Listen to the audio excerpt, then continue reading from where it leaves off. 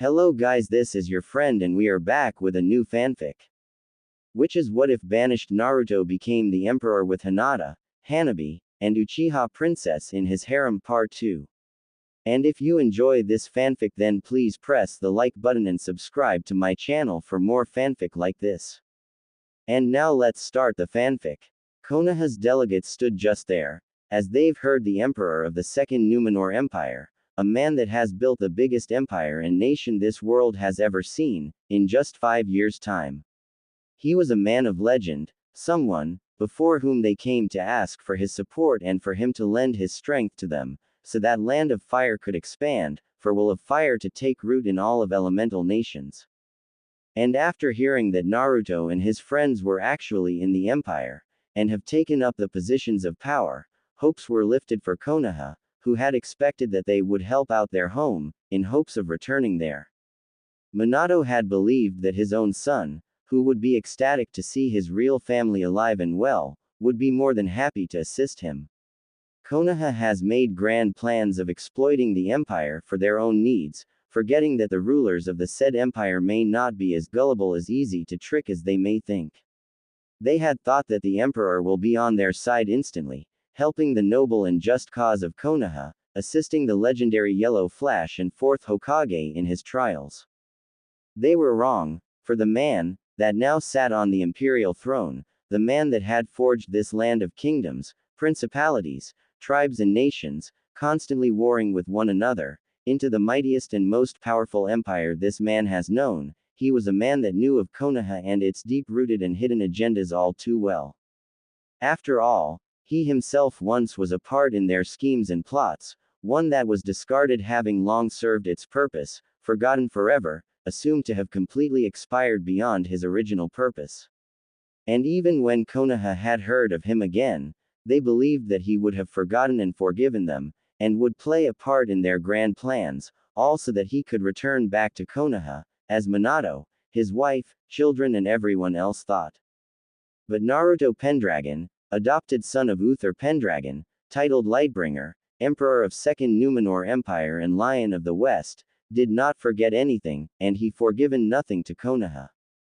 10 years have passed since his exile, since he was simply thrown away like a trash, and now this same trash was the man these people came to ask for an alliance and help. And they thought that he would simply give it to them, like that.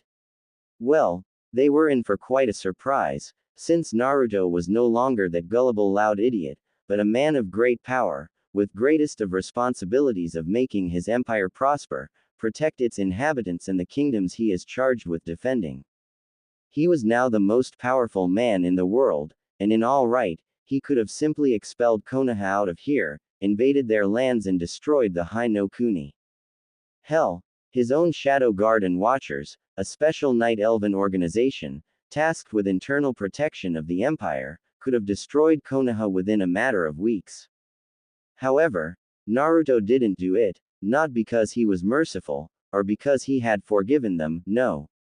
It was simply now beneath him, not even worthy of his attention and resources to spare, not when he had far more important issues and business to deal with, like with Westerosi kingdoms and their drunken king of 5 kingdoms, previous of 7 kingdoms, or the raiders from Iron Islands, that pillaged coastlines from Reach to Arati Plains, and not to mention the Ogre Empire in far southeast. Konoha and its problems weren't even worthy of a second thought to Naruto now. But now, with his own family, former friends, mentors and even the elders coming right here before him, now Naruto had time for them, and he actually reveled a little bit in this small fact, an acknowledgement of his importance, since it was Konoha itself that had come all the way here to seek his help. This brought a little warm satisfying feeling inside his heart, but he didn't allow it to fester any more than he already had. He needed to be reasonable, practical and think of every factor in these talks. After all, he was the emperor of Numenor Empire, and one that first put the well-being and successful prosperity of his empire before his own vengeance. But still, another small jolt of satisfaction came to him, as he observed the reaction these people. He has changed, completely and without looking back, having abandoned the ways of shinobi and embraced the way of a warrior and light, like his adopted father. He was taller than his blood father and Jiraiya, with more muscles than both of them combined, and Guy would be jealous of. Whiskers and spikiness in hair were gone, as well as all of baby fat, but a couple of small scars were added up in their place, one over his left brow, and the other on his right jaw. He wore full plate armor and wielded an ancient and powerful elven sword of Charlemagne, gifted to him by the king of high elves. He was a military commander and powerful politician, shrewd and cunning, a diplomat when needed, and a warrior when must. He no longer was that loud-mouthed genin who wanted to be a Hokage, for now he was the emperor. Konoha's delegates and shinobi all were looking at Naruto with various looks and emotions, ranging from utter shock and confusion by Minato, Kakashi, Jiraiya, Shikamaru, Asuma and Kurenai, with hopes and tears by Kushina, and the most prominent, envy, anger, jealousy and hatred by Sasuke, Menma, Narumi, Ino, Sakura, elders, Danzo and daimyo's officials. All of them did not expect to see someone whom they saw as the failure and expired instrument now become the one before whom they were forced to prostrate themselves. Many found it unbearable, while some seemed to think in their deluded minds that this was even better, like one Minato, who spoke in a hopeful manner. Naruto, my son, how much you have grown, and Minato, having heard Naruto address him as father, was filled with hopes that he would be successful in swaying his emperor's son on his side, but he was wrong. Minato Namikaze, in case your eyes fail you, allow me to remind you that you stand in a presence of His Imperial Majesty, a person in status and power far outclassing all of you here. Hanabi didn't miss an opportunity to remind Konoha of their place. Unless you and the rest of your entourage to be educated in court's etiquette and tact, then you shall remember your position here. His Imperial Majesty, though have addressed you as father, merely acknowledges already a well-known and commonly known fact, that you are his blood parent, nothing more and less. Lady Hanabi speaks true, though since we are merciful, we will forgive this minor mistake. After all, it is our first meeting in 25 years now. Naruto simply said in powerful and authoritarian manner, catching a look of small shock in Minato's eyes, as well as some others. Back then, I was but a newly born child, left by you and your wife here in Konoha, for a cold-hearted and practical purpose, one that I had completed, and was disposed of. Sochi, please, you have to. Kushina had tried to talk, but she was suddenly pulled down to the ground by adamantine chains, much like her own, only these were even of greater power than hers, forcing her to bend before Naruto, denying her to look him in the eye. Kushina Namikaze, you have been given a clear warning of how to address His Imperial Majesty. And considering how you and your husband have handled him, I believe that everyone here agrees with me when I say, that you and this man you call your husband do know to have the right to call him your son. Kushina had recognized the voice, as she looked up and saw a beautiful, younger version of her mother, with red eyes, crimson hair and dressed in vibrant red and golden fully closed dress, with chains extending from her arm. And as a matter of a fact, you and your children here have no right of being called Uzumaki. Kushina paled at a shock, while her son wasn't going to listen to that slighting of him and his family. Who the hell do you think you are? We are the true Uzumaki, and you are nothing more than. Menma was about to say his piece, but he was suddenly silenced when his frame hit the floor, hard, as the magical powers pulled him downwards, casted by a young girl, a near-perfect copy of the Uzumaki head. Shut your mouth, runt. You address Lady Kaoru Uzumaki Uchiha, Lady of Kai and Kyotai, leader of Uzumaki clan, chosen by her people and the official representative of Uzumaki and Uchiha in Numenor. Address her with a proper respect, and if you slight her, I will personally make you regret you ever raising your voice against my lady mother. She said with clear hatred and spite towards Menma and Kushina.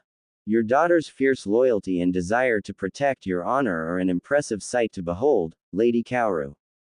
Semiramis complimented them, motioning them to stop, before she turned her attention back to Konoha's delegates. Lord Hokage, For your sakes, restrain your family members and the rest of your entourage from any further accidents. We are willing to listen to what you have to say and give thought to it, but our patience and benevolence are not infinite. Another such act of insult, and the ones who incurred it will suffer, as will you personally.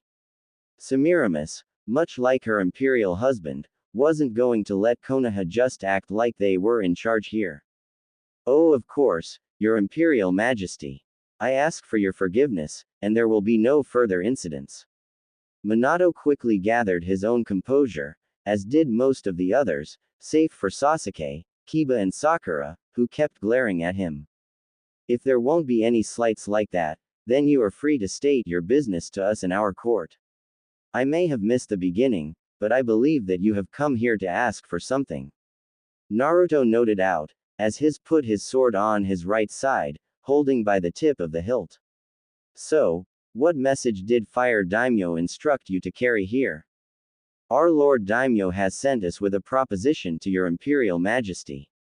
Koharu decided to speak in Minato's place, with Naruto and everyone else carefully listening. Our daimyo wishes to establish strong diplomatic ties with your empire, so that both of our countries could prosper and grow stronger from one another. My empire has been growing strong and prosperous ever since it has been established 5 years ago, without any aid or help from your country. Naruto noted out to the elder. And so far its growth in prosperity and power has been quite successful, and I see no need to alter an already successful and proven growth pattern. Yes, your Imperial Majesty, that may be true, but I am sure you are aware of the inner strength that Hino Kuni possesses. The will of fire, a legacy of the first Hokage and carried by all of shinobi of Konoha and its people. Minato reminded to Naruto, who merely his eyebrow up. This will of fire has been the source of power to Konoha in its direst of moments and in its greatest victories. As once a shinobi yourself, your Imperial Majesty, you know the true strength of will of fire. Lord Hokage, the will of fire you speak of is a philosophical teaching, a spiritual guidance at its core, nothing more. Philosophy is good for mental and spiritual growth and is capable of uniting people, but here in the Empire, people believe not just in ideals, but in actions that make those ideals into a reality. Naruto stated with knowledge, with Minato stiffening at hearing his son say it like that. I will not debate on which philosophy or teaching is more worthy of following or not, that is a task for philosophers and scholars. Now, what is it that Fire Daimyo proposes exactly, aside from demonstrating our court your spiritual knowledge? And do please operate with physical and real objects, not spiritualistic ones. Our empire has its own ideological and mental values, values that we do not intend to change to any others, just because of your example. Semiramis noted out to them. If you wish to establish diplomatic ties without empire, do so through actions, not high and mighty words. Daimyos of Odo, Iwa and Kumo, for an example, have proven themselves as valuable and trustworthy economic and trading partners through their actions. Hino Kuni and Konohame would want to learn from their example. Semiramis contained a wish to laugh at the look of insult upon Konoha shinobi's faces, while ambassadors and guests from said countries smirked at them. Our daimyo wishes for an embassy to be established in your empire, as to have an official representation of Hino Kuni's interests in your court. Elder Homura spoke up now. He also proposes for an alliance to be made between your empire and Hino Kuni, an economic and military in nature. In exchange of your fleet and armies supporting our daimyo, you will have access to Konoha's shinobi to hire as your guards, assassins and assistants in various situations. Along with that, we are willing to trade our knowledge of elemental natures, chakra and jutsu as well. There are also other propositions and some details that need to be fulfilled, but I am sure that a man of your status needs not to bother with the minor details. Counselor Homura, in my experience, it is such minor details, as you have called them, that later cause most trouble and prove to be far more detrimental than the entire treaty is worth. Naruto sternly replied to her, with steel in his voice. My husband and I will want to hear it all now, everything that you want to offer to us, as well as details surrounding them, no matter how minor they are. Empress added up with a demand. Unless you have something to hide from us, you should have no trouble revealing it all to us. And along with that, I believe that you also have a documented version of the proposition of your daimyo. If you have it, please give it to High Lord Gabriel Windrunner. Gabriel understood what was needed of him, so he left his position and went to the officials of daimyo, picking up the treaty and already beginning to read it, as he went back. After a good several minutes of reading it, confusion on Gabriel's face has changed into mild irritation and then into a hidden anger, traces of which appeared upon his face. When he was done reading it all, he handed it over to Hanabi, surprising Naruto and Semiramis, before he spoke up, while Konoha awaited the response from the Empire's highest authority here, already expecting a success. Forgive me, your Imperial Majesties, but I cannot present to you the terms of Konoha's treaty, without using strong and inappropriate words, especially in presence of noble ladies, Her Imperial Majesty, and my wife. Gabriel explained himself, with Naruto and Semiramis understanding that Konoha's proposition was far more of a demand, instead of a proposition of friendship and trade, while Windrunner turned to face them. Delegates of Konoha, what exactly were you hoping to accomplish with those terms? Did you think that just because our empire is young it can be easily swayed by someone like you into doing your bidding for essentially nothing? By the tone, Gabriel was completely infuriated and for a good reason. Lady Hanabi, what is it that has infuriated Hand of the Emperor so much? What is written there? Semiramis asked of the head of diplomatic affairs, growing impatient herself with Naruto as well. Lady Hanabi quickly went through the document and much like her close friend, was growing angrier with Konoha's proposal by the second. Once she was done, she let out a sharp and long exhale, a sign of her own anger and frustration, before she spoke to the imperial couple. Your Imperial Majesties, High no Kuni's terms of proposal are as follow. Establishment of an embassy and constant diplomatic presence in Empire. Opening all of its ports to our merchant ships and lowering of taxation on our merchants and their goods. Ability to contract Konoha shinobi. Provision of knowledge on jutsu, chakra and elemental manipulations. An official military and economic alliance between our empire and High no Kuni. Hanabi took a pause for a second, before continuing on. However, in exchange for these offerings, Konoha and Fire Daimyo demand abolishment of all and any connections to lands of Iwa, Kumo and Oto. Immediate closure of their embassies and banishment of their ambassadors and any and all members of their countries. Seizure of humanitarian help for said lands and their complete redirection to High no Kuni to combat the effects of the Great Famine. 1/5 of our fleet is to be stationed in their territorial waters, for protection of their merchant and civilian fleet. 1/4 of our armed forces are to be deployed in elemental nations to guard its borders. Complete access to usage of our specialized forces, such as Shadow Guard, in Konoha's interests. Provision of our military and industrial technologies, as well as schematics and experts on building them. And immediate oath to Konoha and High no Kuni in case they go to war, be they the defendant or the aggressor. Hanabi could see how her husband understood what had infuriated her and Gabriel so much. These are the terms that Konoha and High no Kuni has given to us. Hanabi gave terms to her emperor and empress, with the court clearly hearing them all, and outrage broke out, as the court descended into fury and rage. Konoha's delegations suddenly found themselves as the objects of combined hatred and fury of the imperial court, as nobles of all races, ambassadors from elemental nations and other lands were scoffing and scowling at them. Minato and Kushina saw clear hatred and fury of the court at them, and did not understand what was so outrageous that they have proposed to them. These were the very same terms that Konoha had given to each and every other nation that had joined them, and even though some of them did refuse them, they eventually did see the power of Will of Fire and joined in.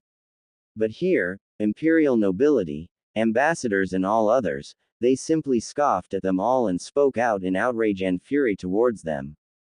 It seemed like Empire wasn't intimidated and impressed by power of Konoha, but seemed to completely scoff at it and them as well. Naruto and Semiramis remained composed, but a single look at them revealed their own distress and inner anger. And all the while most of Konoha struggled to remain composed in the face of this outcry, Danzo already was making his move, as he subtly activated his Mangekyo Sharingan and was ready to secure this empire for Konoha. After all, if this young fool wasn't going to serve willingly to Konoha's best interests, he shall be made to do so through a little bit of persuasion. After all, if not for Konoha, for whom this empire's resources and vast armies were for? These fools? No, only for Konoha and none others. Having listened and allowed the outrageous cries continue for long enough, Naruto raised his blade for a little bit, before he sent it down back with the tip colliding with the white floor of the throne room. The sound, and instant near invisible wave of wind and power hushed the court and throne room fell silent. They knew that now Emperor and Empress have made their decision and will announce it, and now was the time for them to remain silent and patient. Naruto looked down at his parents, elders, Konoha shinobi and officials of daimyo, anger and fury barely visible upon his face. He had expected Konoha to be at least politely humble and subtle, but this. He had heard less outrageous terms from Robert Baratheon and his wife, when he invaded Richen Dorne. Naruto had faced many arrogant and ignorant rulers, counts, dukes and sovereigns, many of whom had demanded of him a lot of things, but to hear such things from Konoha and Hai no Kuni, at the first official diplomatic mission and meeting like that, it would seem they have completely lost all sense of fear and respect towards others. Well, time to remind these arrogant shinobi, that there are those, whom you must fear and respect. Lord Hokage, elders and ambassadors, I have but one question to ask of you. Who do you think you are? Naruto asked of them, his voice layer with steel, cold and unforgiving, but with core of anger present in it. Your Imperial Majesty, if you are confused, then we can, Jiraiya, thinking that his former apprentice didn't understand the meaning of this offer, made a single biggest mistake. Confused. Naruto roared at them, with the court and throne room unconsciously shaking in fear for a moment at the power of their emperor. You take me for a fool, Jiraiya of Toads? Or do you think that I am the same naive foolish loud-mouthed student you had toyed with 10 years ago? Do not try to appease or deceive me, I have been fooled far too many times to fall for such lies again, and be thankful that I had not ordered for your incarceration for these words. Now, answer the question, or I will have it pried out of your mouths by other means. The tone at which Naruto had said it made it crystal clear that he was deadly serious, while royal guards had put their hands upon their weapons, ready and waiting for the command. Your Imperial Majesty, our land is the strongest in elemental nations, with our shinobi and warriors being of greater quality and strength than all others. Minato took the word, speaking up with conviction. This treaty is the same one that we have granted to Suna, Kiri and many others, and they had accepted it, not to mention now are a part of our union. Your nation would greatly benefit from this alliance and benefit from it. In what way? Lowered trading taxes and opening more ports in your lands, or through learning what chakra and elemental natures are. Do not take me for a fool, Hokage. Naruto warned him with strength.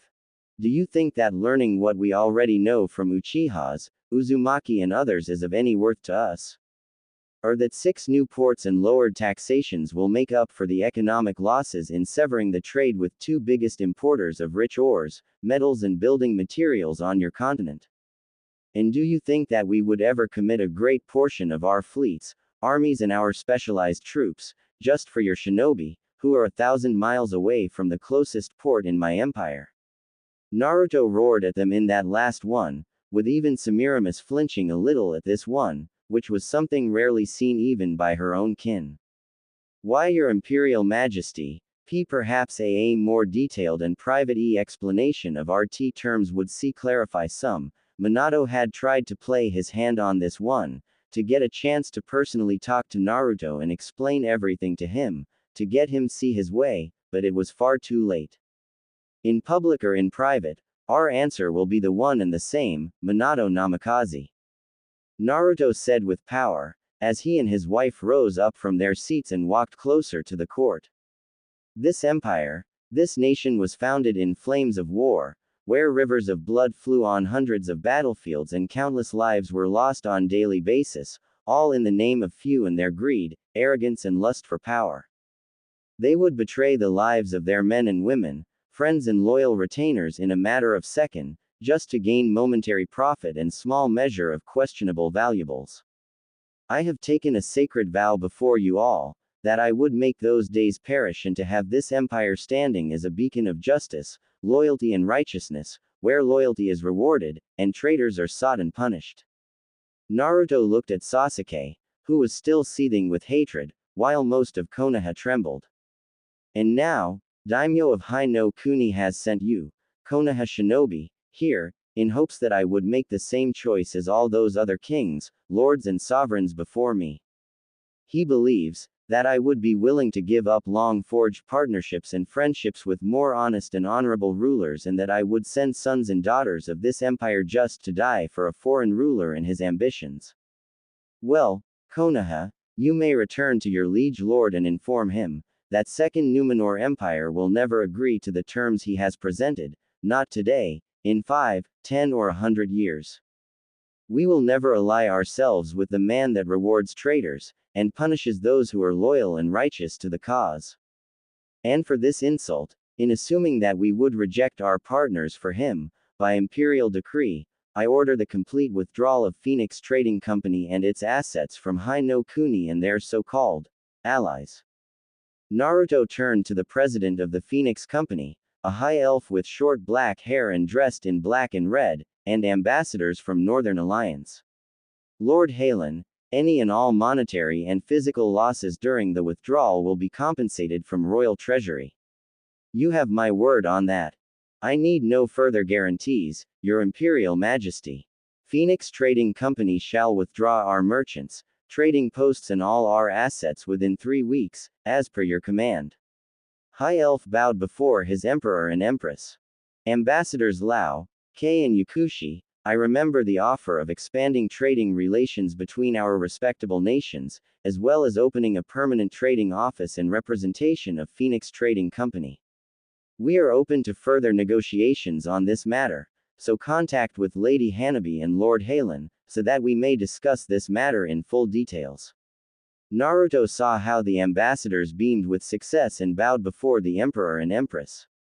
Naruto, what the hell are you doing?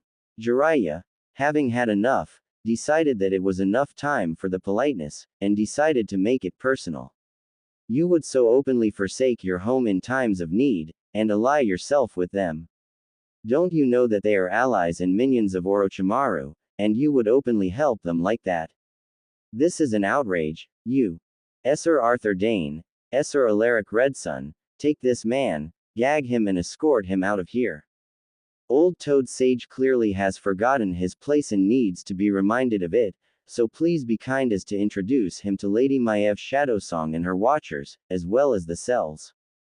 2 days within those confines should teach this man and serve as an example to his companions for what will happen, if they decide to insult my husband and our family without care.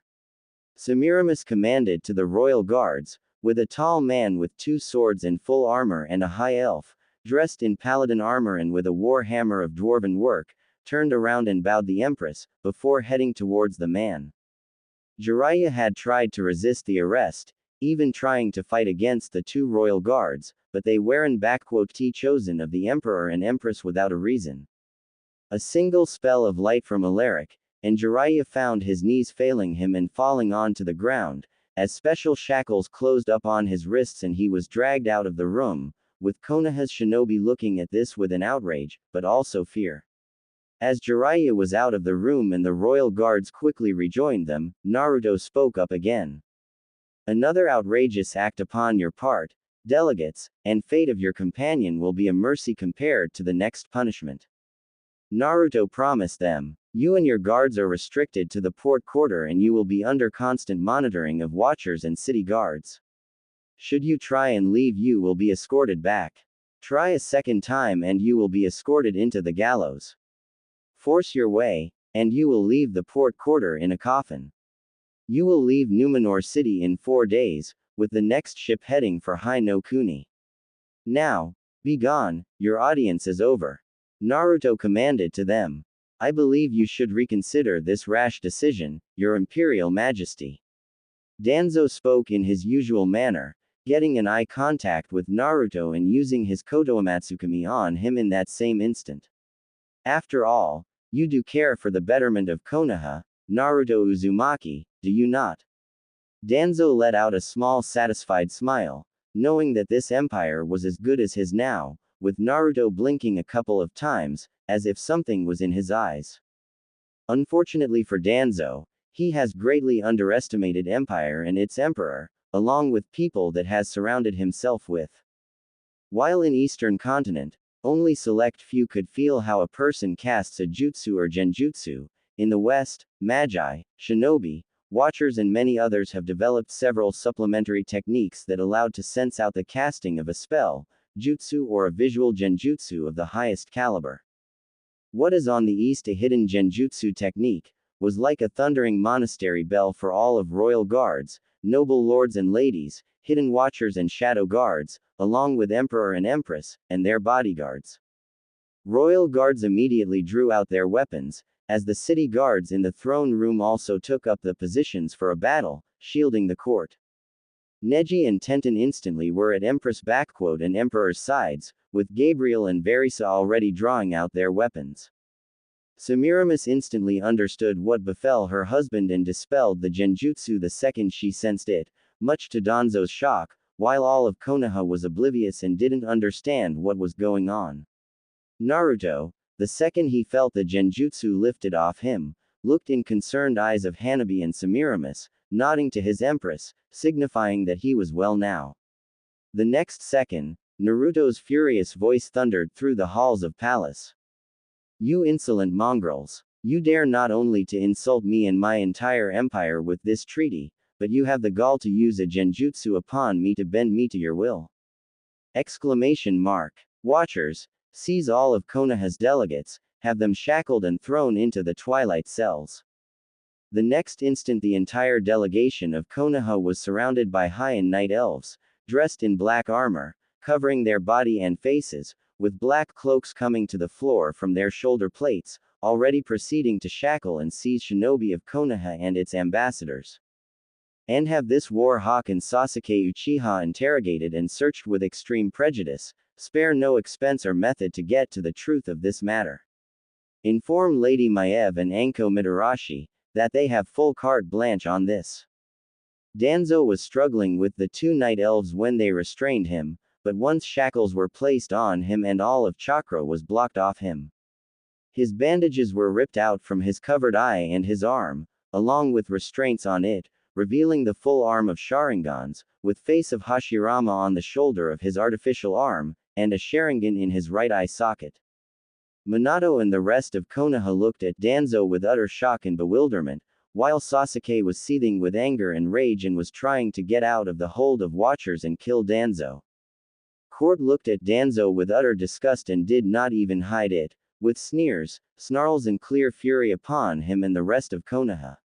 Naruto and Semiramis merely looked at them with fury and contempt, as she motioned to take them away, with Danzo shouting out in outrage that all he did was for Konoha, which sounded as cries of a defeated beast.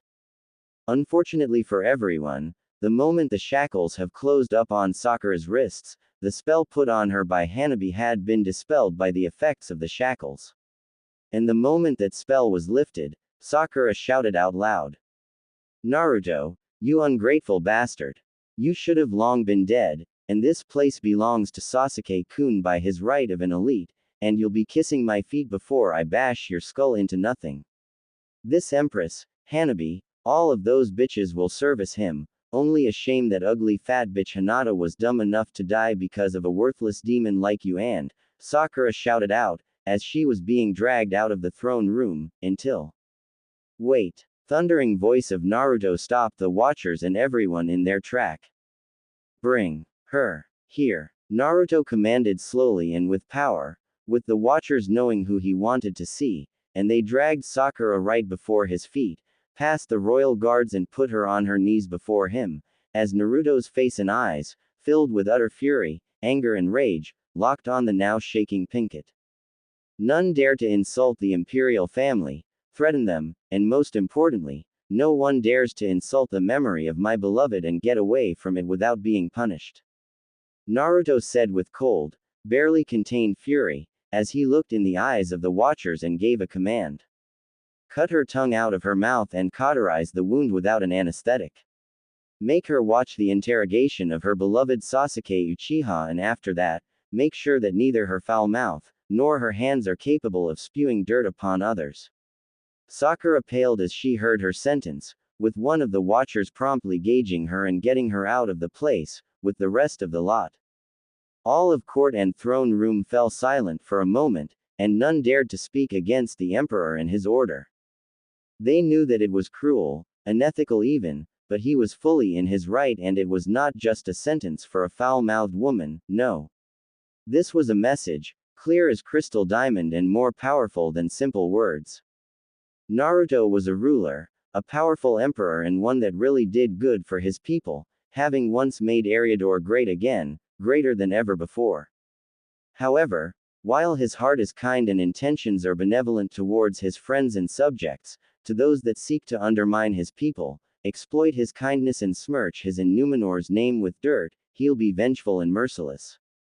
And to those that dare to insult the memory of his beloved wife, a woman revered by people as nothing short of a saint, someone who had given to the unification of this land more than anyone, including her life. Even to this day, after over 5 years now, Naruto still could not forget his beloved Hinata, nor forgive himself for not being there with her. He will forever feel that way, until the day that he reunited with her in the next life or the afterlife. But until that day comes, no one will smirch his wife's name with dirt, nor will anyone dare to use his empire in their own interests. He will not send men and women to die in the others' wars, not for Westerosi lords, nor will he do so for his former home. Especially not his former home. Imperial Palace's dungeons. Twilight Cells section. Several hours later.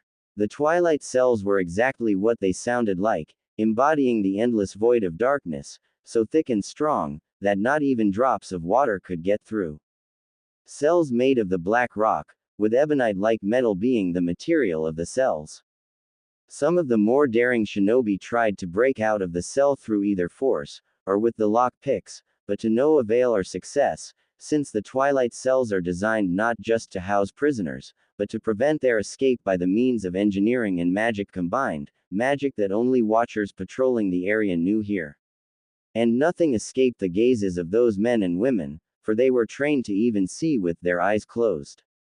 It has been a couple of hours, and so far, the watchers already took Sasuke, Danzo, Might Guy, Sakura, Koharu and Homura. With Might Guy, Koharu and Homura returned, but returned in a state that left the prisoners more than a little scared. They seemed hollow, utterly empty. With not as much of a physical damage done as they expected, but it was clear that whatever methods watchers employed, it was more than enough to break even Might Guy, for his form shook with every sudden wisp of rare wind, or crack of a torch. His eyes were filled with dread and utter fear, but his lips were shut, yet it was clear he was broken, and not just once. The Namikaze family was put in a single cell, not much to their surprise, or maybe it was one grace that Naruto would show to them. The cell was clearly made for several prisoners, so there was enough space for them all, but there was no way for them to speak with the other shinobi of Konoha. Letting out a sigh, Kushina spoke up, starting the long-awaited talk. Naruto, not like this. I had thought our reunion would come, if it ever were to be. I had hoped, believed like Tsunade that he was still alive, but like this, Minato, what have we done to him? Kushina shook her head, putting it in her hands, weeping. My son, our baby boy, how could we even think about doing such a thing and be okay with it? Kushina cried out at her husband, who didn't even flinch a little. You know as well as I do, Kushina, that this was the best thing for us all to do. It was either that, or we would risk all of our children being targeted by not just Madara, but also by Kumo and Iwa, and not to mention the influence of Kyuubi over them. Minato reminded to his wife and kids what needed to be done, and he still stood by his decision. What do you think would have been better? Having all of our children suffering for our mistake, or be able to raise two of them to be what they were destined to be, in happiness and safety, while the other one were to drive away from us and them all the threats. You and I made that decision and there is no reversing it now. The other one, Minato, that damned bloody decision that you think I made, was made by you, Jiraiya, and that cursed Hiruzen Sarutobi, not me.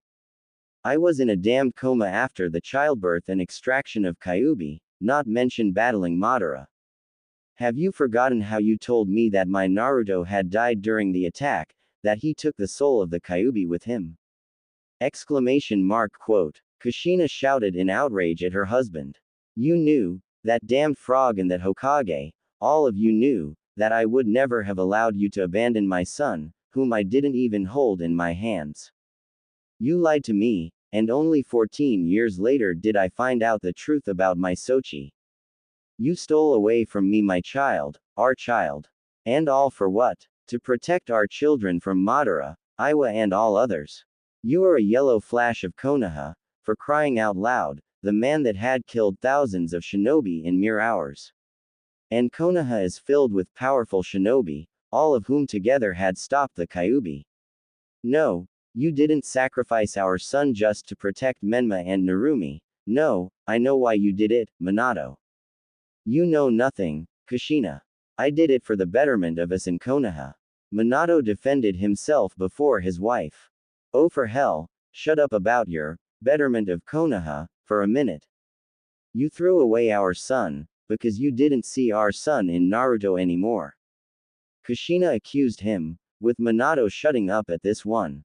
You think I never saw that look on your face, when Kyuubi was raging inside of me, that look of fear, mixed with hatred.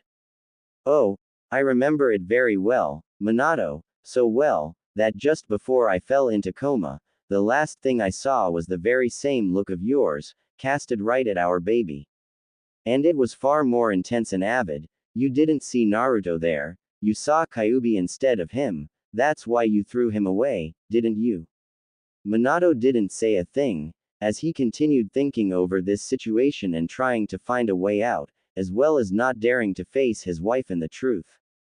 And while their parents were in debates of their own, Narumi and Menma were exchanging words of their own. Damn that Naruto, who the hell does he think he is? Throwing us like some common criminals into these cells, he should have been glad to finally see his real family, like a failure he is, and sign that damn treaty for all our sakes. Doesn't he understand that Konoha is the only true empire that deserves to rule? Menma asked no one in particular, with Narumi replying. Well, be I on his place, I wouldn't think twice about executing Danzo, and that son of a bitch Sasuke with that whore, Narumi grumbled with anger, as a small chuckle escaped her lips. I so bloody hope that he and that whore suffer, serves that bastard right. Narumi grumbled lowly. Aren't you supposed to be a loyal and loving wife to Sasuke, like you and Sakura usually do? Menma was surprised when he heard his sister speak like that. What? Is being Mrs. Uchiha isn't as good as you had hoped? Is he what? Not giving you enough attention and you resort to vibrators, are you and Sakura? Menma was about to continue, but a quick slam in the jaw silenced him for good, with Narumi looking at him with hatred. You better shut up, little brother, before I do those tormentors' job on you for them. Narumi hissed at him, with blazing hatred in her eyes. You think that being married is all sunshine and happiness. For you, maybe, but for me, I curse the very days I landed my eyes on him and when Dad announced our marriage. And on our wedding night, and every bloody night after that, remember when Ino told me that you had hit her and I nearly killed for that? Menma nodded to this one. You were lucky it was an accident, because if you hit her on purpose, and more than once. Wait, you mean Sasuke is beating you? Like, on the regular and during. Especially during it, that is the only way he can do it, often with that cursed mark turned on, and Sakura, that whore, revels in it and even helps him. And it's not just beating. Oh no, that bastard has done a lot to me, and when I was finally pregnant with our child, not even that had stopped him. Menma and Kushina, who had also finally took time off of shouting at her husband, paled at the revelation, with Narumi turning to her parents. You think it's cause I'm clumsy, that I'm always in bruises and cuts? Or is that I lost my son on my 6th month because of miscarriage 5 years ago? Oh no, it was that son of a bitch, your son-in-law that did it all, father. And what did you tell me, when I told you about it? You told me to simply endure and make Sasuke happy. You knew what he did to me, and you didn't bother even to straighten him up. You, my own father, you just took that bastard's word for truth and left me to his mercy. Narumi's eyes were already watered, as she broke down, with her mother already at her side and calming her, before she casted a powerful glare at Minato. Minato, first Naruto, then Narumi, when we get out of her, if those watchers don't kill that bastard and you, I will do it. You sold our own daughter to a maniac, also that you could secure Uchihas for Konoha. But what about our daughter, the one you oh so desperately had tried to protect? Kushina snarled at him, with Minato remaining impassive. Sasuke had promised to me to stop his attitude, and he has, as far as I know. And our daughter had always had a wild imagination, which still hasn't stopped. Minato defended himself, before Narumi shouted at him. That bastard had punched me in the gut, when I was pregnant with my son. And all because he was frustrated with how council doesn't respect his authority. Narumi shouted at him. I was 6 months through already. Do you even care if I live or not, as long as that is loyal to Konoha or not? Wow, I always knew that you were rotten inside, but to this extent, a new voice came in, with all the participants turning their heads to see none other than Anko Mitarashi, dressed in an outfit of a warden herself, with all the armor and cloak, but without a helmet, with her hair now longer and made into a long ponytail, looking at them all, in specific at Narumi. Don't worry girl, that sick and his personal cheering whore are really suffering right, so much so that they wish they could just die. You that Tokubetsu Jonin, partner of Ibiki Morino and Orochimaru's former apprentice, Mitarashi Anko. Minato recognized her, with Anko smirking at Hokage. Did my son also buy you for his own, like he did with Hyuga and some others, when you disappeared? Bought me. I was happy to get out of that hellhole, as were all the others, after you returned.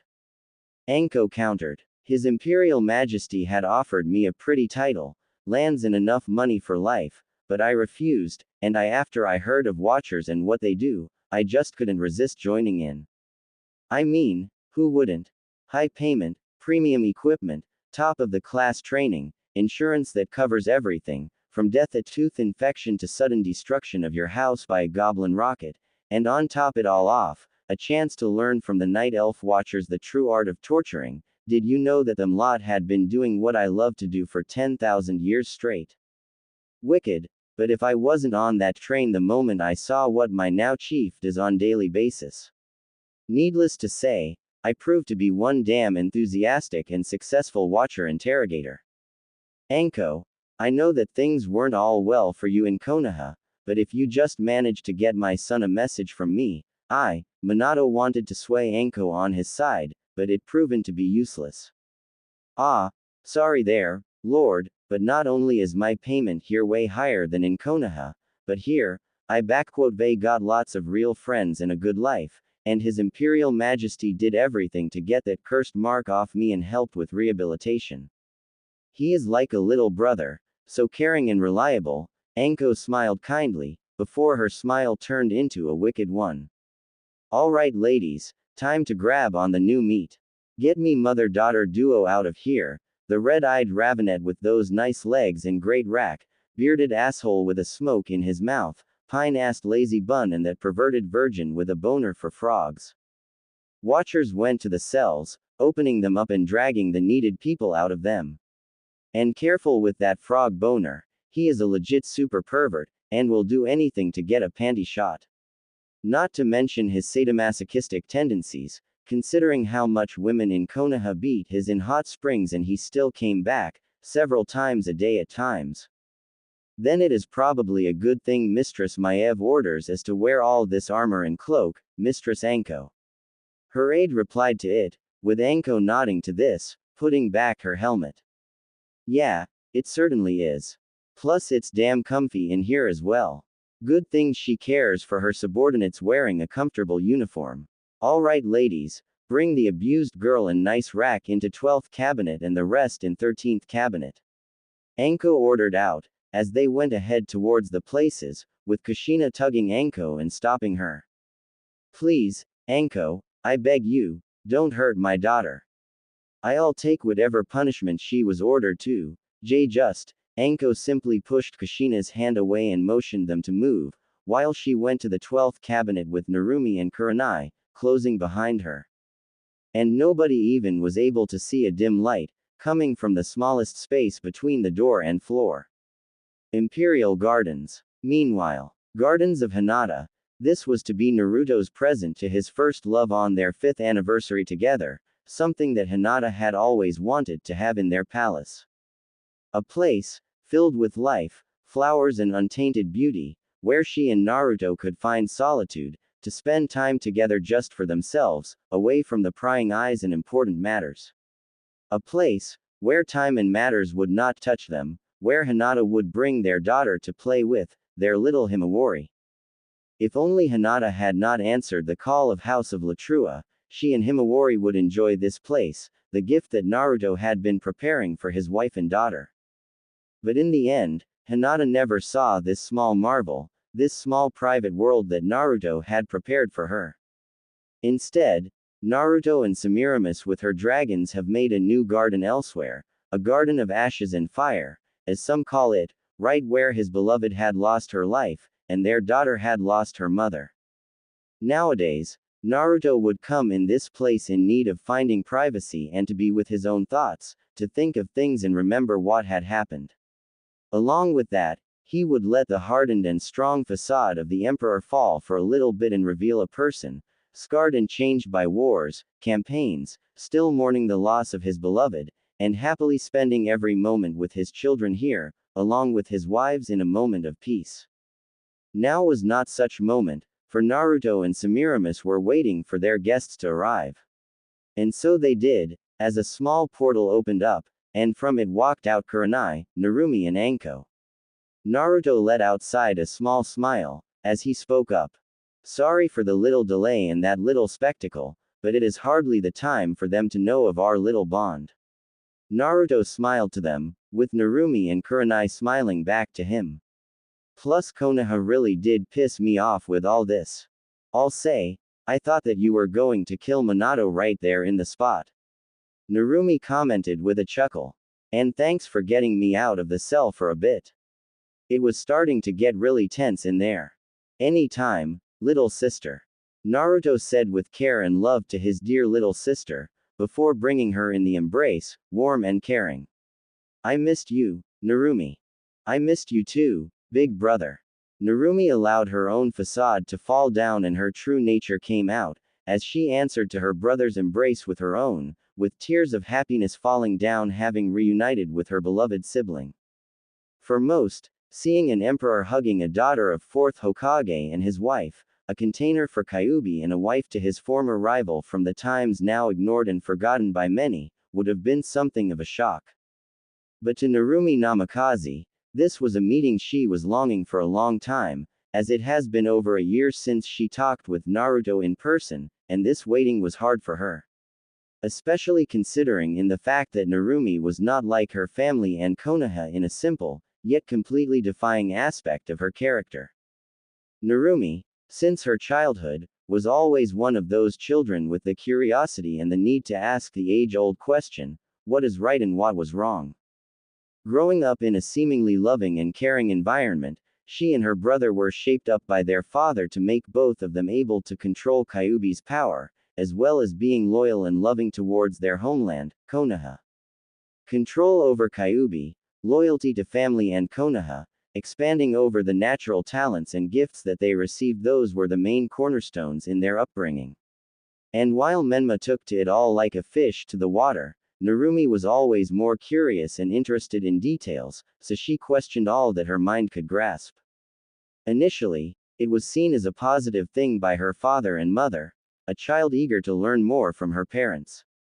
And Minato with Kushina did try to answer it all, but before long, Narumi began to ask questions about first the Kyuubi, why was it imprisoned and why it was evil, which led Minato to talking about her and Kyuubi's importance to Konoha and world peace. At first Narumi accepted this and calmed down, but not long after, she became an unwanted witness to a fight between her mother and father, with the subject being her believed to be dead brother, Naruto. It was then when Narumi learned that she had another brother, and that her parents had left in Konoha, alone, without anyone, and that he was the shield that protected Narumi and Menma, a diversion to prevent all others from hurting them. For Narumi, brought up in the environment of love and care for family, this was a shock, an absolute crush of her beliefs and idealism. She and Menma were told that Naruto was gone the moment he was born, taking with him the soul of Kyuubi and leaving them the power to wield, but now Narumi knew the truth. Parents didn't see her, as she had hid herself away, and soon after that, Namikaze family returned to Konoha, where they were hailed as heroes and saviors. Menma was practically drowning in all this adoration, but Narumi didn't, for all her thoughts were with Naruto and she wanted to meet with him, to talk to him and connect with him. But it was all too late, as he was banished, like a discarded kunai, having served his purpose and now useless, with her mother and father accepting it as something normal, and Menma scoffing at Naruto's memory. But to Narumi, this was another crush of ideals and the reveal of the duplicity and hypocrisy of her family and Konoha. She hid all her growing hatred away and made sure to not show it outright, but she no longer saw her family with the bright colors as before. Her father was a hypocrite, determined to see Konoha on top with Narumi and Menma serving that purpose, ignoring the fact of his betrayal of his own blood. Her mother, who had so fervently and ferociously defended Naruto and spoke about the injustice done to her and him, did nothing to change it all and still remained with Minato, being a loyal and faithful wife to him and still being on his side. And Konoha, Narumi didn't see the ideal place to live in, but a cesspool of betrayal, arrogance and hypocrisy, among which few of those that were truly loyal to true will of fire remained and from whom she learned of what kind of person her brother was. Kind, loyal, brave, headstrong and with a heart so great, that not even the mistreatment of this village could break him, ready to do everything for his village and friends. It wasn't long until Narumi grew to first respect, and then admire her brother. Over years, Narumi only grew in hatred and disgust with Konoha, hiding it away, and she had sought out to get close to her brother's former teammates, hoping that they were still loyal to him as he was to them. Narumi couldn't have been more wrong and she now cursed them and herself for falling in love with Sasuke, being his wife and enduring 8 years of beatings, mistreatment, rape, and even loss of a child, when Minato had dismissed it all and told Narumi to simply keep on the appearances. That was when Narumi understood that to her father, she wasn't as much of a daughter as she was a product for his plans, with Menma not seeing it. And when she had tried to tell her mother the truth of what had happened, Kushina simply said to her child that she was overreacting and that it was normal for Narumi to be feverish, and that Sasuke loved and cared about her. Narumi simply couldn't believe that her mother, after all that had happened to her and how her husband had deceived her, would go out of her way to keep up the appearance of all being well, when she could clearly see it was not like that. Her husband lied to her, Menma was an arrogant and spoiled brat, and Narumi was being abused, raped and nearly killed on several occasions by her own husband. And Kushina, blind and deaf to the pleas of her daughter, kept the appearances, speaking out of the injustices for Naruto, yet siding ultimately with Minato, just to keep their family together. She had failed to realize that there was no family to be saved and salvaged, and Narumi had only hoped that she could have gotten away from this hellhole with Naruto when he did.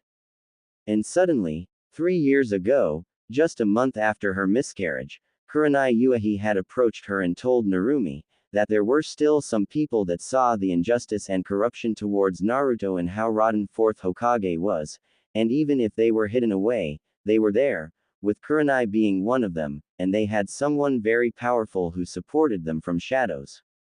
And that someone, as soon Narumi found out, was the Emperor of Second Numenor Empire, Naruto, her own dear brother, whom she wished to meet for years, and now did, thanks to his spies and magi, who opened the portal from Konoha to Numenor. Their first meeting was at first awkward and strange, but as they spoke, Narumi and Naruto grew closer as true brother and sister, with Narumi finding comfort in someone who supported her truly. He had confessed to her that for years his spies and agents watched the situation in Konoha and also kept an eye out for her, and that he knew well of her and what had happened to her. Naruto had offered her and some others a way out of Konoha and into his empire, where they could build their lives and live in peace, away from the lies and hypocrisy of Konoha and dangers of shinobi life. The offer was so tempting for Narumi and Kurenai, but they refused, still holding on to some hope for Konoha, loyal to a fault to it, but also because, with their positions so close to power, they decided to inform Naruto of the plans of Konoha. They knew that as an emperor, he watched at Konoha with a careful and threatened even eye, and he wanted to make sure that Konoha would not become a threat to Numenor Empire. Narumi and Kurenai understood it well and respected it, and so they stayed, becoming his ears and eyes in Konoha for 3 years, still in contact and loyal to Naruto, but growing more and more disillusioned and hopeless for Konoha as years had gone by. Especially hard they were for Narumi, with Sasuke's raping and beatings growing more and more violent. And even Narumi had grown to endure it. She soon sought to break away from this circle of hatred, violent hypocrisy, with Kurenai agreeing with her, as her life with Asuma didn't prove to be good for her at all, with her own husband being a duplicitous person on several layers, and only her daughter Mirai and an iron will practically keeping her from becoming the same kind of miserable person as Kushina. But now, both young women were at an end of their endurance and hoped to get out of their personal hell. And they truly held faith that Naruto would help them. As Naruto and Narumi separated, he nodded to Kurenai with a smile, as he spoke up to them. Hope the Watchers weren't too eager in their work. Maev is a very much capable leader of them, but even I sometimes find her dedication to justice and work to be obsessive, at times. Naruto let out a sigh, as he offered his sister and his friend seats on the benches, which they took, with him and Semiramis sitting down together on the other one. So, Narumi, Kurenai, what was it that you wished to discuss with me in person? Your message said that it was urgent. And from what my independent sources from Konoha told us, there doesn't appear to be any indication of threat from Konoha and Hai no Kuni to Empire and its interests, so this must be something personal. Semiramis noted out, with Narumi and Kurenai looking at Semiramis with surprise, hearing of this for the first time. You have your own spies in Konoha? Narumi asked of her curious, with Semiramis simply nodding at this one. I thought that Naruto only had those of Shadow Guard working there, but he mentioned nothing of your spies there, sister. Narumi, Kurenai, I hope that you do not take any offense to this revelation. The truth of the matter is that Black Dragonflight has its spies all over the world, including the elemental nations, and they were there for ages, long before the man you called God of Shinobi had founded Konoha. Naruto only learned of it after we married, but he kept quiet for me. Semiramis explained to the women. Other dragon flights may be reactionary in nature, but the blacks prefer to prevent catastrophes from happening when there is only seed of it taking root. I learned that lesson well, when my father's madness nearly cost me and my brothers and sisters their sanity and lives. Please do not think that I do not trust humans and other races. I do, and Naruto is most certainly one of a kind husband, but younger races, as I've learned, have a tendency to self-destruction, which I find to be disturbing. When you think about it, we do have it in us. Narumi didn't argue with a far superior in wisdom and experience creature. Anyway, what we wanted to talk about, Naruto, that offer, the one you made to me and Kurenai 3 years ago, Does it still stand? Naruto and Semiramis exchanged the looks between each other, before Naruto spoke up, voice as strong and determined as ever. It is, for both of you. Both of the women sighed in relief, with Naruto continuing. I know that you hate to hear this, but I did warn you that you wouldn't be able to do it for long. Especially considering what Asuma and Sasuke really were. Can't blame your sister for trying to repay to you for not being there for you when you needed it most. Narumi argued in her favor, with Naruto shaking his head at this one. She is right, Naruto. Both she and I didn't do anything to help you when we knew we could, and Kurenai had tried to support Narumi, but Naruto stopped them in their tracks. Neither of you hold no debt or any blame for what had happened to me. I know full well who are to blame for what had transpired with me and whom not to, and I do not hold any ill against those that didn't stand up to them. Naruto simply stated to them with full seriousness.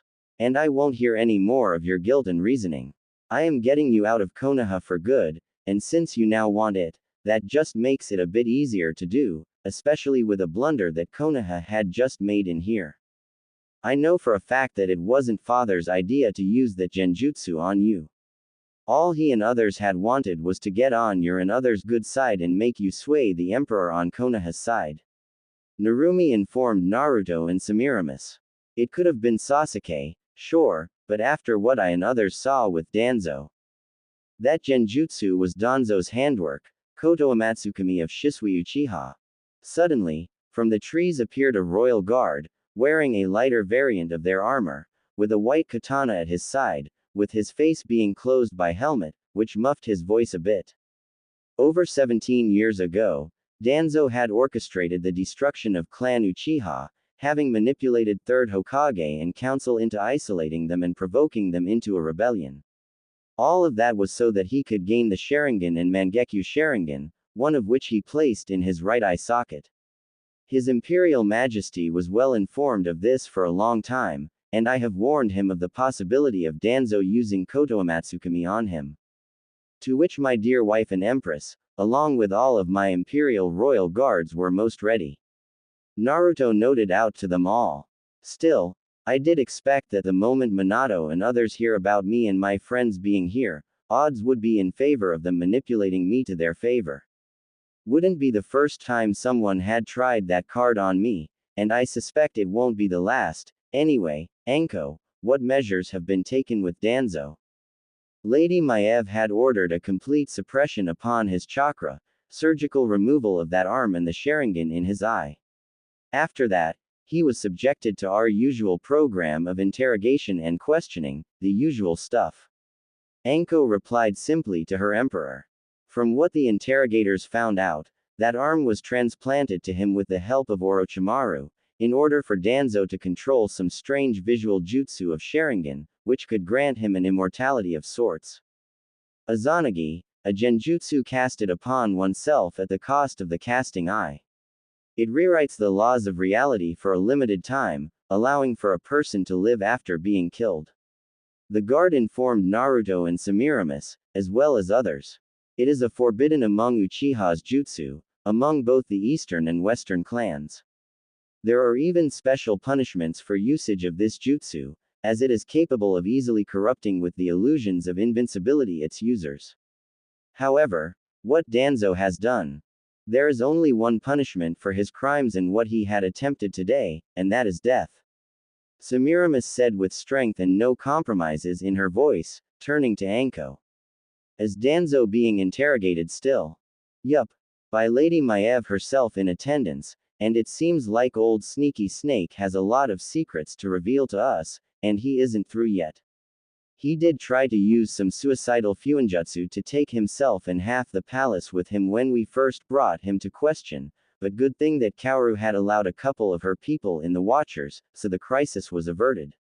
Anko replied. Should I go back and tell her that he is to be disposed of immediately? No, squeeze out of his mind and body every ounce of information that you can, and after that, throw him into an isolated cell. He will be executed, publicly and in front of Konoha's delegation a day after tomorrow. As for the delegates, you do your duty, Anko. Naruto said to her, with Anko nodding to him. Now, as for getting you two out of Konoha. With the situation as it is, you two can ask for a political protection and safe haven from Konoha, the basis being the mistreatment and violence being used against the two of you, along with the proof of it being provided by you in the interrogation.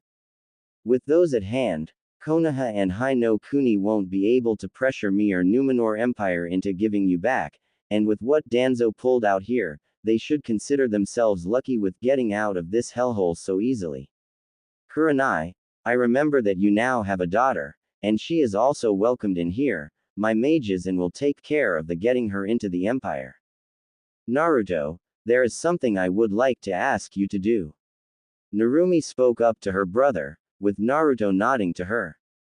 Please, extend this offer to our mother as well. Naruto widened his eyes at this one, but said nothing, as he rose up and slowly paced a little, not turning his head to face his sister and others.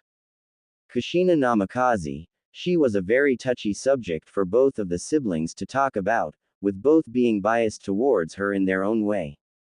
Naruto, much like with Minato, did not believe that she really even cared about his existence, while Narumi had always tried to prove to him that he was wrong in that belief. True, Naruto's views had changed somewhat about Kushina towards better, but he wasn't very much longing for a reunion with her, nor was he impressed with how she had handled the situation with him and what had happened to Narumi. When Naruto had found out about what happened to Narumi from his agents, it was one of the few moments when he had snapped from his simple observation of Konoha and made a move to teach Sasuke a lesson. The next time Sasuke had left the village for a month-long mission, a fully armed company of shadow guards, led by now-present royal guard, had waited for him and captured him. How easy it was to make up a simple A-rank solo mission, to lure Sasuke Uchiha out of Konoha's reach and make him pay. Naruto was not present, but he made sure that his orders were carried out with a complete precision, with Sasuke being left without ability to ever conceive another child, weakened to the point being at the level of a simple chunin, and the curse mark now acting more like a slowly growing cancer, only well hidden away and spreading through his body, until Sasuke's all body wasn't infected by it and then destroyed.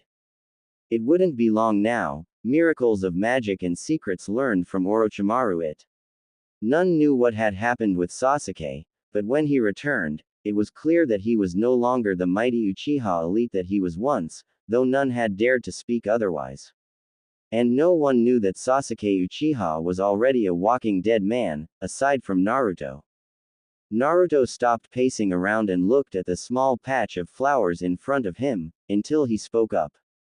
You and I have discussed this more than once, Narumi, and you know my opinion about this subject. Naruto said in a cold and somewhat distant voice. She had said many things in my defense, but while her mouth said one thing, her actions spoke otherwise. She knew that I was alive for 2 years before I was banished, and she could have come to me back then, but did not. She could have left Minato and live a life of her own after all that he has done, but didn't.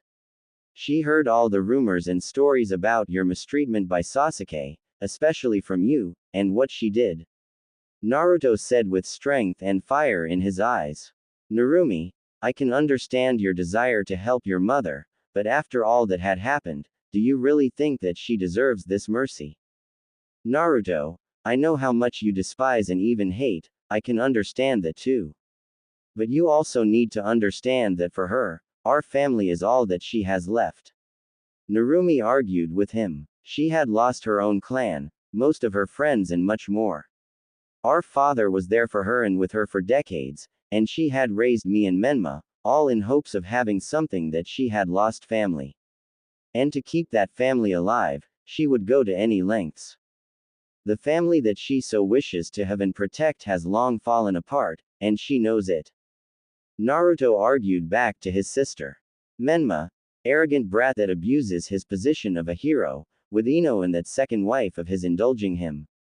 Minato, with his world conquest plans as well as prophecies of the toads, believing he is to be a messiah for all, who ignores all morals and laws of men for his own ambitions. And then there is you, Narumi, She isn't concerned with saving and protecting her family, as she is obsessed with preserving this fickle illusion of perfection she had built in her mind, that all is well and won't break it.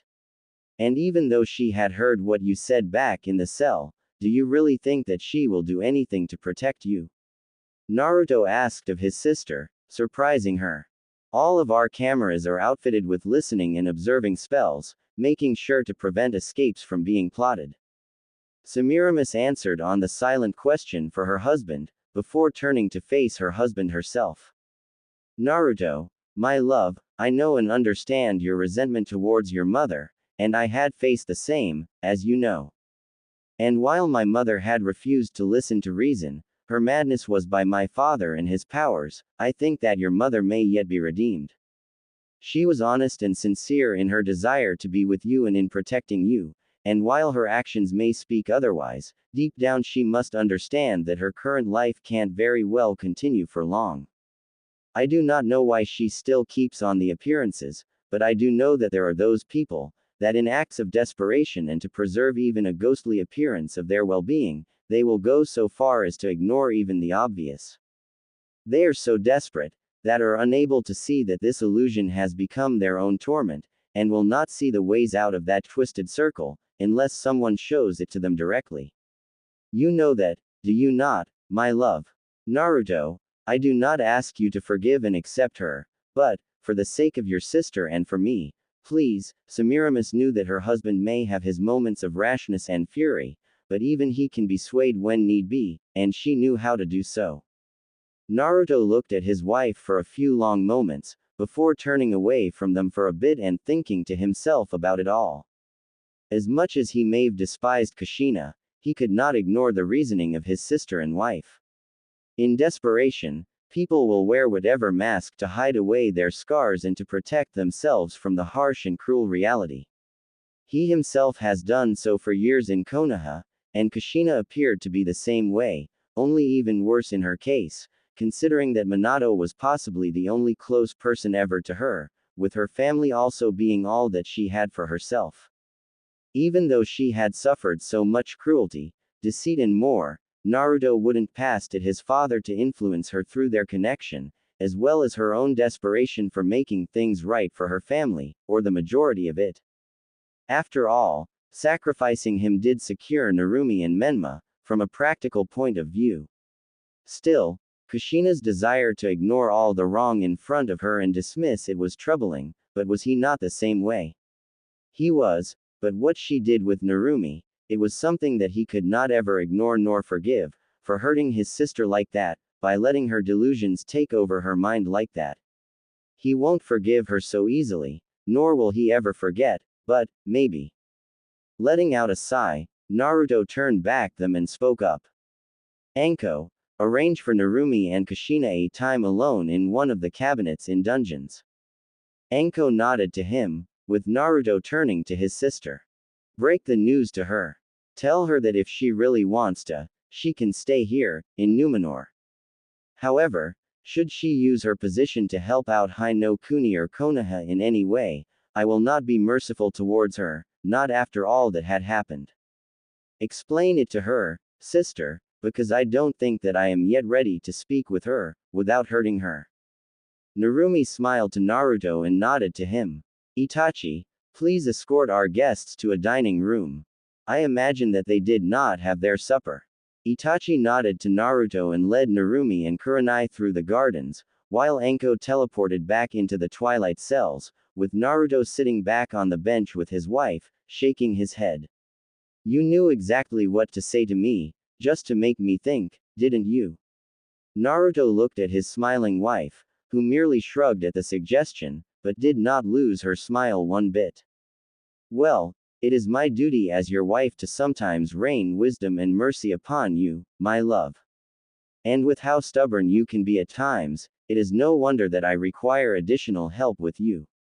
Semiramis joked a little, with Naruto chuckling a little at that one.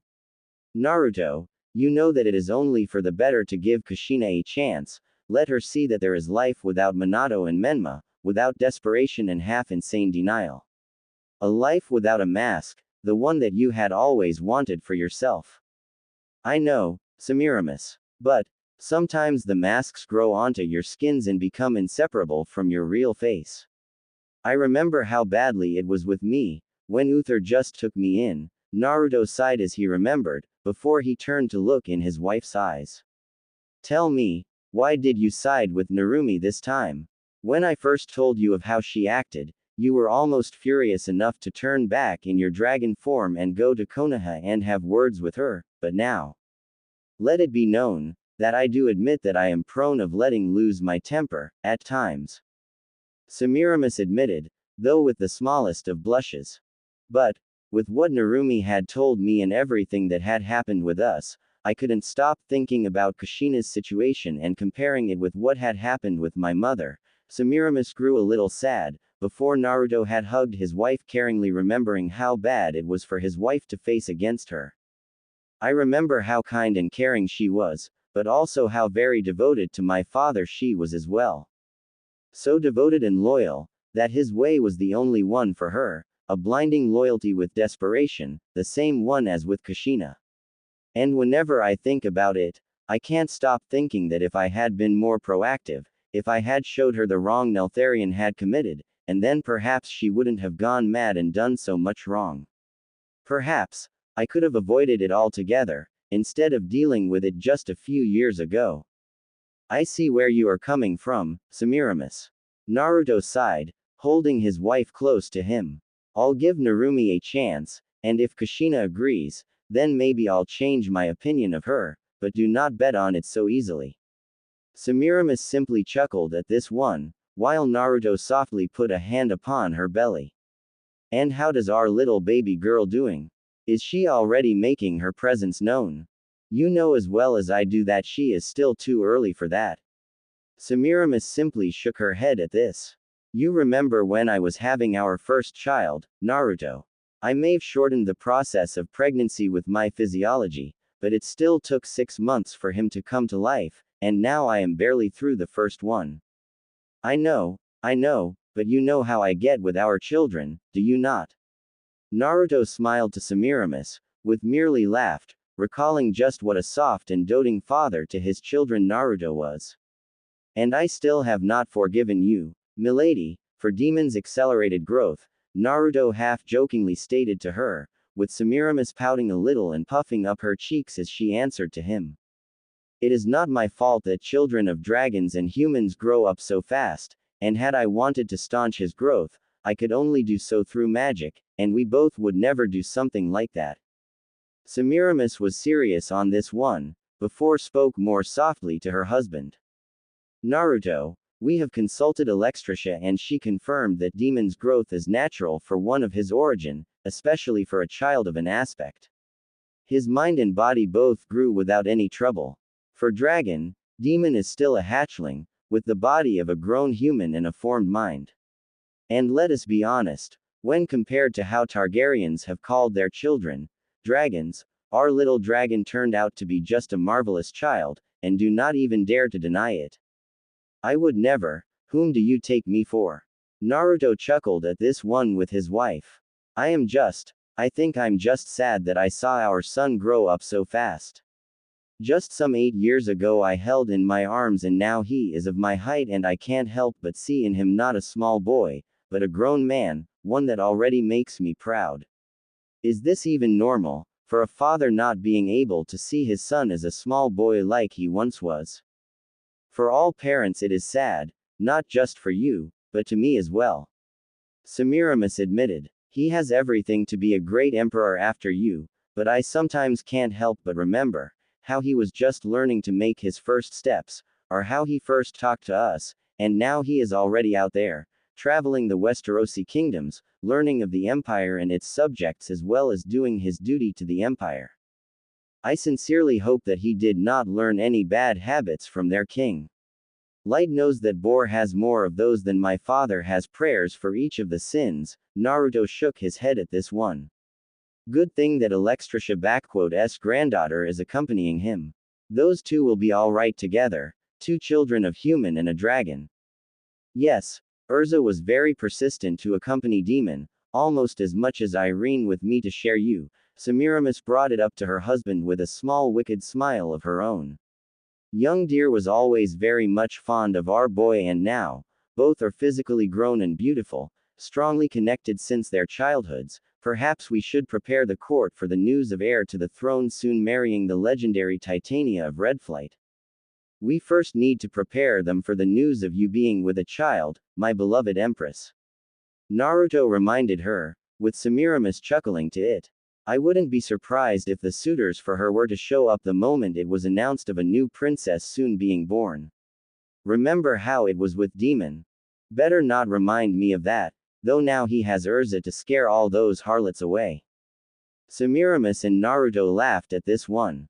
I still can't believe the gall of that Tully woman from a year ago, to push for a match between our boy and her daughter, speaking to me as if she were my own mother. Those Tullys seem to have the mind of their Sigil, the trout. But, at least she was being modest, unlike that Lannister woman. Semiramis remembered with disgust Cersei and her husband, as well as the rest of Lannister family. That you are right, my beloved Empress. Naruto kissed her on the cheek. Now, milady, I believe that it is time for our supper. I hear that the cook is serving your favorite for the supper. Semiramis looked at her husband with a smile and rose up with him, going with him towards the dining room and leaving any and all bad thoughts behind. Meanwhile, Westerosi Kingdoms. King's Landing. Red Keep.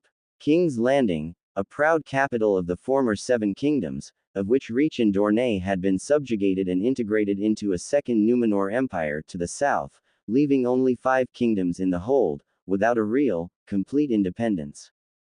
When Emperor Naruto had proclaimed the official formation of the Second Numenor Empire 5 years ago, an enemy to the north had risen up, to the north of Angmar, Gilneas and Lordaeron, intent to claim more lands into his own domain. That enemy was Robert Baratheon, the king of the Andals, first men, Rhoynar and protector of the realm of 7 kingdoms, who had crushed the previously ruling House Targaryen, and now was eager for more conquest, past Dorne and those 3 kingdoms that lay to the south of it, namely Angmar and Lordaeron. Robert had amassed a host of nearly 80,000 men, believing that he would be easily victorious against, whom he called, an upstart blonde prick so green, he pissed grass. However, what he did not count for was the fact that the same boy whom he underestimated wasn't as gullible or easily scared, nor was he stupid.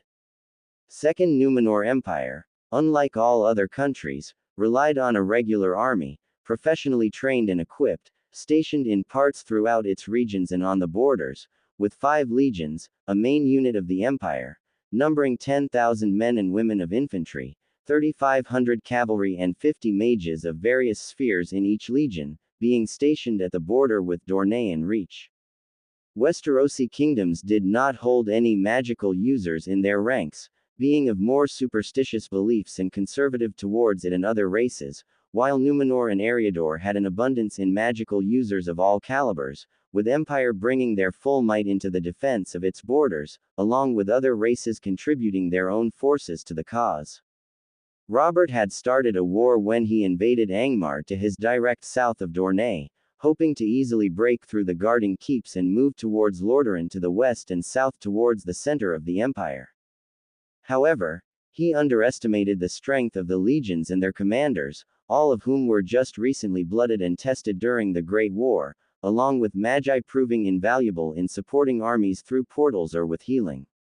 Along with that, the strongholds and keeps that were on Robert's path were not very easily taken, with garrisons holding to the last man and not surrendering, and even breaking through the walls took considerable effort on Westerosi's part. By the time second month of the campaign rolled in, Robert was only done with 2 forts and had laid the siege to another 3, with his army already thinning out to 70,000 strong, as Marshal of North, Tyrion Fordring, wisely used his legions and struck at Robert's weaker parts of his great army. He also made use his elite corps of High Elf Rangers, raiding Robert's supply lines and even venturing into Westerosi kingdoms to divert the attention of Robert's forces. This had stalled Westerosi king long enough in his place for 2 more months, for the real imperial army, numbering 90,000 strong, with Emperor leading them, to strike back at Robert Baratheon with his overwhelming numbers of 140,000 men. The Battle of Ironfield was the second major defeat that Robert Baratheon had suffered, but it would prove to be a decisive one for him, as his army had been broken apart and destroyed by superior forces. Naruto himself had faced off against King Robert, who by then was already a near-obese man, and defeated him in single combat, but did not kill. Casualties for Naruto's forces were around 6,000 dead and 9,000 wounded, while Robert Baratheon had lost 57,000 men dead and another 10 as captives. After that crushing defeat, Reach and Dorne both rebelled against King Robert Baratheon, the former because House Tyrell saw the power of the Empire and wished to be spared from the wrath of Emperor, while the latter with House Martell was eager to avenge the deaths of Elia Martell and her children. Naruto accepted both of the kingdoms into the fold of his empire, but on his own terms, which were actually well received by Tyrells and Martells. In the following 7 months, Naruto had systematically eliminated Robert's ability to raise another powerful army against him, having taken Stormlands and Westerlands, before he laid siege and took King's Landing. The city was considered to be strong enough to withstand an army the size of 100,000 at full garrison and additional forces in it, and Robert had amassed 30,000 strong in there, while Naruto only brought 55, seemingly not enough to take the city, while the rest of his forces already were taking Riverrun and moving to Vale of the Errands.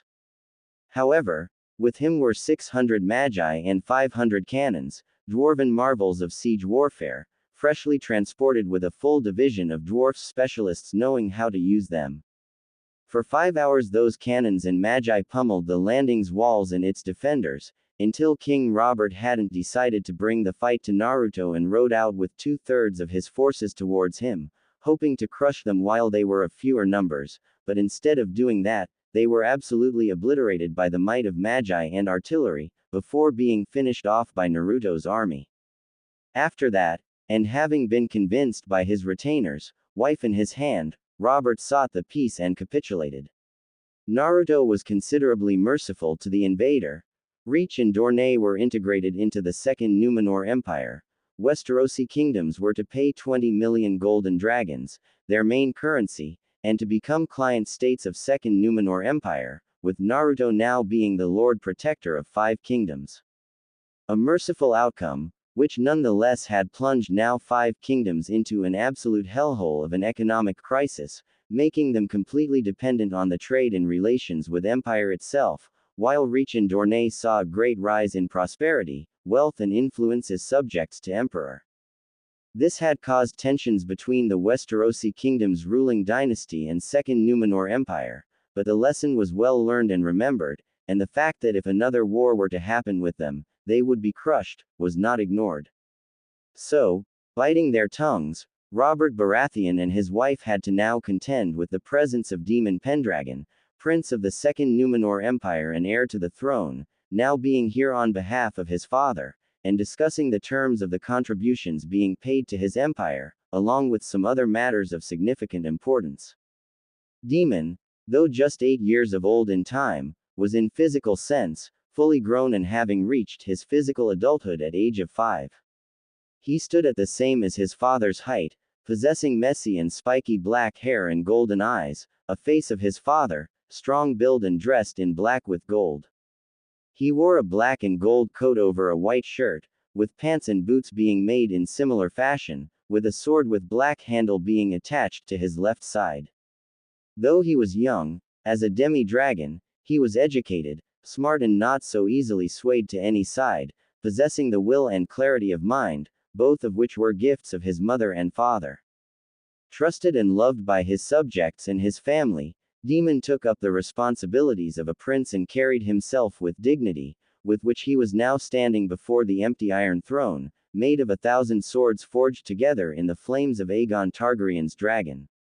At his side stood a beautiful young woman of his own age, with long red hair, black eyes and dressed in plate armor with a blue skirt. She was Demon's closest friend, companion and, if his parents were to allow, his wife to be, Urza Belsarion, stepdaughter to the Emperor through his third consort, Irene Belsarion, a red dragon and a daughter of Alexstrasza. Demon and Urza heard the steps behind them and turned, seeing Cersei Lannister and her eldest son, Joffrey Baratheon, approaching them. Even though it was not the first time they saw each other, it still surprised Demon how smug and arrogant the Lannisters carried themselves, along with how incredibly alike Joffrey looked with his uncle. Almost as if Joffrey was his son instead of Robert's. Your Imperial Highness, Lady Urza, you weren't expected to arrive. Cersei spoke to them, with a bow from her and her companions, with Demon and Urza nodding to them. What brings a young man like you in King's Landing, especially not informing with a prior notice? Certain things that need clarification, Your Grace. Demon spoke with strength and resolve, not being the least intimidated by her.